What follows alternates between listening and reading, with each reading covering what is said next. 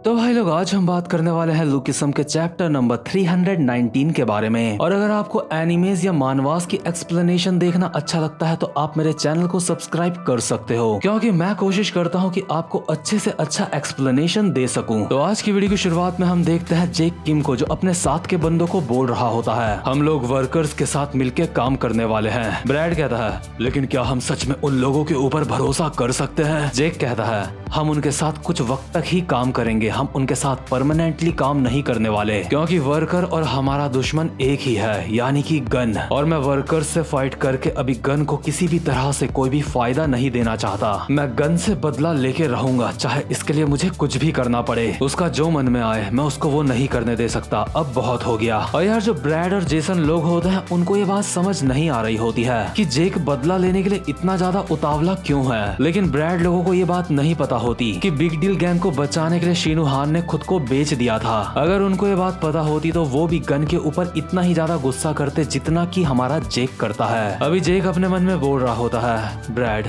मैं जानता हूँ कि तुम मेरे ऊपर अब शक करना शुरू कर रहे हो। शायद तुम्हें इस वक्त इस बात का बिल्कुल भी अंदाजा नहीं है कि मैं गन से इतना ज्यादा बदला क्यों लेना चाहता हूँ। काश ये बात मैं तुम्हें भी बता सकता कि गन से बदला लेने की मेरे पास बस एक ही वजह है, और वो है शीनू हान। मैं ये सब कुछ बस शीनू के लिए कर रहा हूँ। मैं गन को जान से मारना चाहता हूँ। सिर्फ गन की वजह से उसको वो फैसला लेना पड़ा जो उसको कभी भी लेना नहीं चाहिए था। मैं सच में तुम लोगों को भी ये सारी बातें बताना चाहता हूँ, लेकिन मैं डरता हूँ। मैं इस बात से डरता हूँ कि अगर तुम लोगों को ये पता चल गया कि शीनू एक बुरा इंसान क्यों बना, तो तुम लोग ये बात बर्दाश्त नहीं कर पाओगे। और यार, सच में अगर इन लोगों को ये बात पता चल गई तो ये लोग ये बात बर्दाश्त नहीं कर पाएंगे और ये सीधा गन के पास उससे फाइट करने के लिए चले जाएंगे और मार खा के बहुत ही बुरी तरह से वापस आएंगे। लेकिन जेक के दिमाग में कुछ और चल रहा होता है। वो पूरे 1 साल से खुद को तैयार कर रहा होता है कि वो गन को हरा सके। जेक के पास इतना तो दिमाग है कि उसको पता है कि गन को हराना कोई बच्चों का खेल नहीं है। जेक अपने मन में कहता है, लेकिन मुझे नहीं पता मैं कितने लंबे समय तक तुमसे ये बात छुपा पाऊंगा। अभी जेक जेरी लोगों को कहता है, जाओ तुम लोग अब घर जाओ। इसके बाद जेक खुद से कहता है, शीनू, इस वक्त तुम वर्कर्स के साथ हो, है ना? भले ही अभी हम वर्कर्स के साथ मिलके काम कर रहे हैं, लेकिन मुझे जो करना है वो तो मैं करके रहूंगा। मैं शीनू को ढूंढने जाऊंगा। और जो जेक होता है टोपी वो भी पहन के निकल पड़ता है शीनू को ढूंढने के लिए वर्कर गैंग में। तो खैर, इसके बाद सीन शिफ्ट होता है और हम देखते हैं मोटे वाले डैनियल को, जिसको अभी स्टीव ने बांध रखा होता है। और डैनियल स्टीव को बता रहा होता है 4 बड़ी गैंग्स के बारे में। स्टीव बहुत ही ज्यादा हैरान होकर कहता है, क्या? जिन्होंने 4 बड़ी गैंग्स को बनाया है वो गन और गो नाम के कोई इंसान है? डैनियल कहता है, हाँ, मैंने अब तुम्हें बता दिया। क्या मैं अब खाना खा सकता हूँ? स्टीव कहता है, नहीं, बस एक और सवाल पूछने दो मुझे। तो तुम मुझे कह रहे हो गैंगबक में गॉड डॉग गैंग है और हॉस्टल गैंग है गैंग डॉग में, गैंग शॉ में बिग डील और गंगनम में वर्कर्स, है ना? मैंने जितना सोचा था चार्ल्स तो उससे भी ज्यादा हरामखोर निकला। वो बच्चों से काम करवा रहा है सिर्फ वो अपने बिजनेस को सपोर्ट कर सके, इसके लिए वो बच्चों को गैंगस्टर बना रहा है। स्टीव अपने मन में कहता है, सबसे ज्यादा हैरानी तो मुझे गंगनम की वर्कर गैंग को देख के हो रही है। क्या वो जो इतना बड़ा बिजनेस चला रहे हैं वो सिर्फ हाई स्कूल के बच्चों ने मिलके खड़ा करा है? मैंने ये बात कभी भी नहीं सोची थी। जो उसके 4 एफिलिएट्स हैं उनका चार्ल्स से भी कुछ लेना देना हो सकता है। लेकिन उससे भी ज्यादा हैरानी वाली बात यह है, इस मोटे ने हाथ इसके अभी बंधे हुए हैं, उसके बावजूद भी खाना कैसे खाया? मतलब यार, डैनियल के अभी हाथ बंधे हुए होते हैं, उसके बावजूद भी जो कटोरे में आगे अभी खाना रखा होता है वो उसको चट कर जाता है। डैनियल कहता है, मैंने आपको सब कुछ बता दिया है, अब मुझे यहाँ से जाना है। आपके लिए good luck mister detective. Steve अपने मन में सोच रहा होता है, सोफिया से मार खाने के बाद ये अब भी बिल्कुल ठीक है। मैंने ऐसा इंसान पहली बार देखा है और ये मुझे बोल रहा है ये भी 4 बड़ी गैंग्स को तबाह करना चाहता है। इसका मतलब इस मोटे और मेरा गोल एकदम सेम है। तो खैर, जैसे ही डैनियल यहाँ से जा रहा होता है स्टीव डैनियल को कहता है, हे, आखिर तुम कहाँ जा रहे हो? मुझे लगता है तुम 4 बड़ी गैंग्स से छुटकारा पाना चाहते हो। डैनियल कहता है, हाँ वो बात तो है, लेकिन स्टीव कहता है, अगर तुम मेरा साथ दोगे तो मैं 4 बड़ी गैंग्स को तबाह करने में तुम्हारा पूरा सपोर्ट करूंगा। डैनियल कहता है, क्या मिलके काम करना? मुझे कुछ समझ नहीं आ रहा है, आप मुझे बोल क्या रहे हो? स्टीव कहता है, अरे ये ज्यादा मुश्किल काम नहीं है। जो वर्कर का 4th एफिलिएट था वहाँ से तुमने कुछ इन्फॉर्मेशन कलेक्ट करी थी, है ना? तुम्हें वर्कर की थर्ड एफिलिएट के साथ भी सेम वैसा ही करना है। अगर तुम हमें और ज्यादा इन्फॉर्मेशन ला के देते हो तो हम आपस में सौदा कर सकते हैं। डैनियल कहता है, लेकिन इससे मुझे कुछ भी नहीं मिलने वाला। और फोर्थ एफिलिएट से जब मैं इंफॉर्मेशन लेके आया था तो वो जो एक्सपीरियंस था वो बहुत ज्यादा डरावना था। और ऊपर से अंकल, मैं बिल्कुल भी नहीं जानता कि आप हो कौन। तो इसके बाद सोफिया पैसों का एक सूटकेस खोलती है डैनियल के सामने। स्टीव कहता है, अच्छा ऐसी बात है तो ठीक है, अगर तुम मुझे इंफॉर्मेशन ला के दोगे तो ये सारे पैसे तुम्हारे हो जाएंगे। डैनियल इस स्टाइल में कहता है, क्या आपको लगता है आप मुझे पैसों से खरीद सकते हो? स्टीव कहता है, नहीं बस इतना ही नहीं, अगर तुम मुझे सही इन्फॉर्मेशन लाके देते हो तो मैं तुम्हारी पूरी जिंदगी बदल के रख दूंगा। डैनियल थोड़ा सा सीरियस होकर कहता है, तो ठीक है, आप ये चाहते हो कि मैं थर्ड एफिलिएट में क्या गड़बड़ चल रही है ये पता लगाऊं, है ना? लेकिन मुझे तो ये भी नहीं पता मुझे थर्ड एफिलिएट मिलेगी कहाँ। स्टीव कहता है, तुम इस बात की चिंता मत करो, वर्कर की जो थर्ड एफिलिएट है वो है क्लब वीवी, यानी कि जो वीवी नाम का क्लब होता है वही थर्ड एफिलिएट का अड्डा होता है। तो खैर इसके बाद सीन शिफ्ट होता है और हम देखते हैं वीवी क्लब के बाहर कुछ लड़कियां आपस में बात कर रही होती हैं। हे जरा उसे देखो, वो कितना ज्यादा हॉट लग रहा है। और डैनियल भी इस क्लब के बाहर पहुंच चुका होता है और अपने मन में सोच रहा होता है, मैं अभी काफी ज्यादा नर्वस हूँ। मैंने अभी बिल्कुल वैसे ही कपड़े पहने हैं जैसे मैंने उस वक्त पहने थे जब मैं हॉस्टल गैंग की तहकीकात करने गया था। तो फाइनली मैं उस क्लब के बाहर पहुंच चुका हूँ जो थर्ड एफिलिएट का है। जब मैं हॉस्टल गैंग से निपटने गया था तो जैसे कपड़े मैंने उस वक्त पहने थे वो सबको अच्छे लग रहे थे। इस बार भी मैंने वैसे ही कपड़े पहने हैं तो उम्मीद करता हूँ इस बार भी सबको ये पसंद आएंगे। हाथ में महंगी घड़ी चेक, जे के दिए हुए मस्त कपड़े चेक। मैं आज पार्टी करने के लिए पूरी तरह से तैयार हूँ, जैसे कि कल होने ही नहीं वाली। मैं जम के पार्टी करूंगा। तो खैर डैनियल इतना ज्यादा सज धज के आया होता है, लेकिन वो इतना सज धज के आया होता है अपनी मोटी वाली बॉडी में, जिस वजह से जो बॉडीगार्ड होते हैं वो उसको क्लब के अंदर ही घुसने नहीं देते। डैनियल कहता है, क्या तुम मुझे अंदर क्यों नहीं जाने दे रहे हो? जो यहाँ के गार्ड्स होते हैं वो कहते हैं, सॉरी सर, लेकिन आपने जो ड्रेस पहनी है वो आज के ड्रेस कोड के हिसाब से सही नहीं है। हमें अफसोस है, हम आपको अंदर जाने नहीं दे सकते। डैनियल अपने मन में सोच रहा होता है, जब मैं फोर्थ एफिलिएट से निपटने गया था तो मेरी दूसरी बॉडी को बहुत सारे लोगों ने देख लिया था, इसलिए मुझे यहाँ पे अपनी ओरिजिनल वाली बॉडी में आना पड़ा।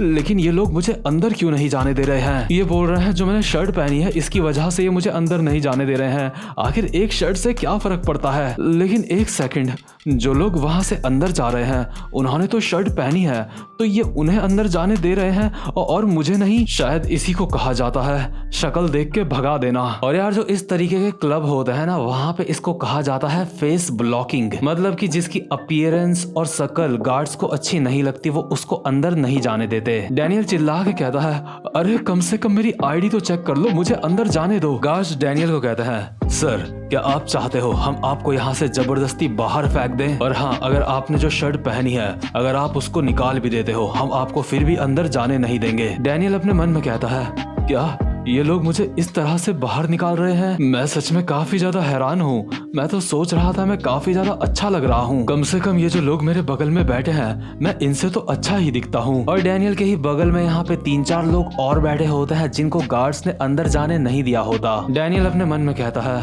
लगता है अब और कोई भी रास्ता नहीं है जिससे मैं अंदर जा सकता हूँ। लेकिन मैं अगर अंदर नहीं जा पाया तो उस अंकल के साथ जो मेरी डील है वो खत्म हो जाएगी। लेकिन तभी जो डैनियल के बगल में छपरी बैठे होते हैं वो कहते हैं, हे जरा वहाँ पे देखो। और हम देखते हैं 4-5 बंदों को जो अभी एक बच्चों वाली गाड़ी में एक लड़की को बैठा के ला रहे होते हैं। ये जो लड़की होती है किसी बच्चे की तरह आराम से मजे से सो रही होती है। डैनियल कहता है, क्या इसने शराब पी रखी है?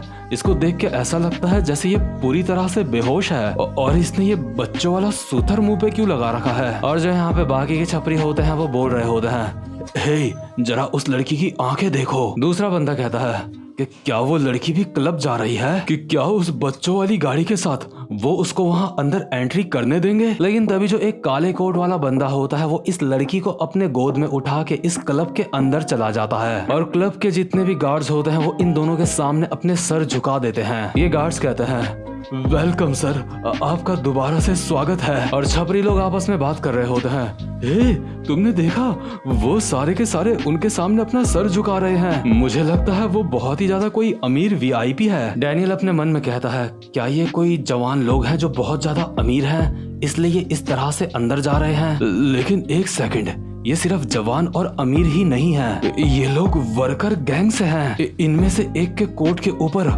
वो गोल्डन रंग का बैज लगा हुआ है, जो वर्कर गैंग के एग्जीक्यूटिव के पास रहता है। और यार, जिस बंदे ने इस लड़की को अपनी गोद में उठा रखा होता है ना, उसी के पास होता है गोल्डन रंग का बैज। यानी कि ये बंदा है थर्ड एफिलिएट का एग्जीक्यूटिव, जिसका नाम है जायलोंग। जायलोंग चाइनीज भाषा में कहता है, थोड़ा आराम से बोलो, हमारी प्रेसिडेंट अब भी सो रही हैं। यानी कि यार, जो जायलोंग की गोद में ये लड़की होती है, यही होती है थर्ड एफिलिएट की प्रेसिडेंट, और इस लड़की का नाम होता है वीवी। तो खैर, क्योंकि डैनियल को क्लब के अंदर एंट्री नहीं मिली होती है, इसलिए वो वापस से स्टीव के पास आ जाता है। स्टीव डैनियल को देख के कहता है, एक मिनट, आखिर तुम खाली हाथ वापस क्यों आ गए हो? डैनियल कहता है, क्योंकि मैं मोटा हूँ, इसलिए उन्होंने मुझे अंदर नहीं आने दिया। स्टीव कहता है, अच्छा, तो इसलिए तू सीधा यहाँ चला आया? डैनियल कहता है, हाँ। और स्टीव अभी खुद घूर घूर के डैनियल की शक्ल को देखे जा रहा होता है, और डैनियल की शक्ल को देख के उसको साफ साफ पता चल जाता है कि डैनियल की शक्ल देख के ही उन्होंने उसे वहां से भगाया है। स्टीव कहता है,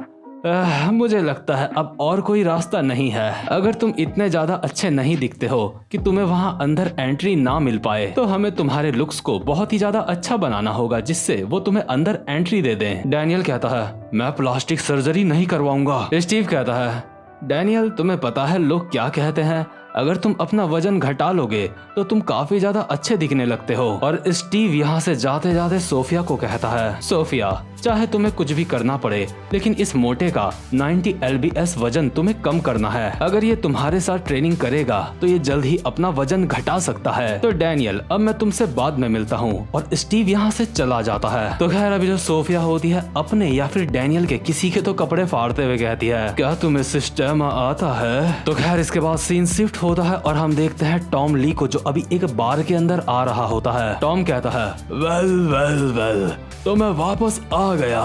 काफी समय हो गया जब तुम आखिरी बार मुझसे मिलना चाहते थे, बॉस बेबी। और यहाँ बार में पहले से वर्कर गैंग का लीडर बैठा हुआ होता है। वर्कर गैंग का लीडर कहता है, मिस्टर ली, मैंने ये बात नोटिस करी थी कि आपने फोर्थ एफिलिएट से अपने बंदों को वापस बुला लिया। टॉम कहता है, मैं तो अब तक ठीक से बैठा भी नहीं हूँ और तुमने बिजनेस की बातें करना शुरू भी कर दिया। देखो बॉस बेबी, उसके बारे में ज्यादा बुरा मानने की जरूरत नहीं है, क्योंकि तुम्हें पता है व्हाइट टाइगर जॉब सेंटर सिर्फ पैसों के लिए काम करता है। वर्कर गैंग का लीडर कहता है, मैं सीधा मुद्दे की बात करता हूँ। टॉम ली कहता है, अरे पहले मुझे ठीक से बैठने तो दो, लगता है तुम काफी ज्यादा जल्दी में हो। बॉस बेबी कहता है, मैं चाहता हूँ तुम अपने आदमियों को वर्कर्स में वापस भेज दो। टॉम कहता है, मुझे लगता है मैं ऐसा नहीं कर पाऊंगा। चार्ल्स से इतनी बड़ी बिल्डिंग लेने के बाद उसने मुझे बहुत बड़ी बिल्डिंग दी है। बॉस बेबी कहता है, आखिर उसने तुम्हें कितना पैसा दिया है? उसने तुम्हें जितना भी दिया है मैं तुम्हें उससे ज्यादा दूंगा।